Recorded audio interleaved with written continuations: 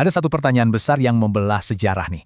Apakah Isa atau Yesus beneran wafat di kayu salib? Bayangin, satu peristiwa tapi narasinya beda jauh. Islam tegas menolak, sementara buat Kristen, ini justru fondasi iman. Dokumen ini nyebutin kalau pandangan Islam itu berakar kuat dari Al-Quran, tepatnya surah An-Nisa ayat 157. Inti dari sumber ini jelas banget. Yesus nggak disalib, fisiknya digantikan, dan beliau diangkat hidup-hidup ke surga. Nah, sebaliknya, teks ini nunjukin kalau kekristenan justru berpusat pada kematian Yesus dan kebangkitannya di hari ketiga. Ini ngebawa kita ke konsep penebusan dosa, keyakinan bahwa pengorbanan di salib itu untuk menebus dosa umat manusia. Oke, sekarang mari kita jadi detektif sebentar dan telusuri bukti-bukti kesaksian langsung dari catatan Alkitab itu sendiri.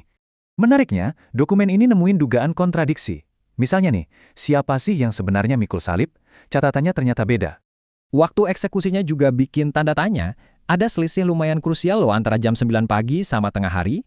Terus, sumber ini ngajuin pertanyaan kritis. Kalaupun beliau selamat, apakah kembalinya itu secara fisik atau cuma spiritual aja? Cerita soal makan ikan goreng sering banget dipakai buat ngebuktiin kalau itu beneran tubuh fisik, bukan sekedar roh. Pernah dengar tanda Yunus? Logikanya gini, kalau Yunus bisa keluar hidup-hidup dari ikan, Yesus pun harusnya gitu. Coba kita hitung bareng-bareng waktunya. Kalau dipetakan, ternyata total di dalam kubur itu cuma 1 hari 2 malam.